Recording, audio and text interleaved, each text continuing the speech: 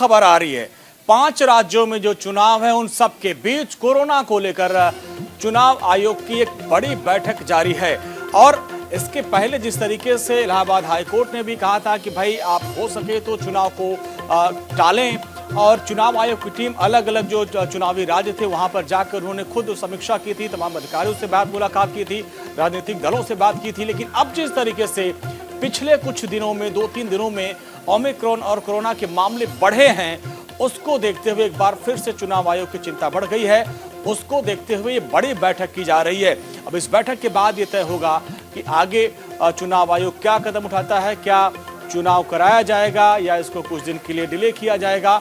इस तमाम चीज़ों को लेकर मंथन किया जा रहा है, क्योंकि 5 राज्यों में विधानसभा चुनाव होना है।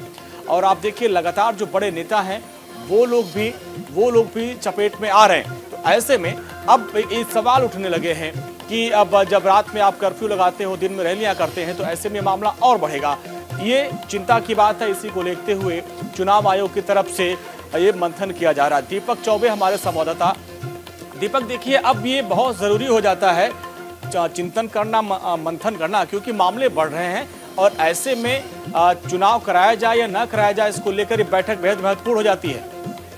जी देखिए अंजनी, अगर बात की जाए तो जो मुख्य चुनाव आयुक्त सुशील चंद है, उनके नेतृत्व में अभी एक बड़ी बैठक चल रही है 5 राज्यों को चुनाव को लेकर। और उसमें कड़े नियम इस बार होंगे, क्योंकि बंगाल में और कई राज्यों में जब पिछली बार चुनाव हुआ था तो उसमें देखा गया था कि जो आयोग ने जो कोविड गाइडलाइंस किया था उसका पालन नहीं हो पाया था। इसको लेकर अब चुनाव आयोग जो है वो सख्त नजर आ रहा है, उसको लेकर भी एक बैठक चल रही है।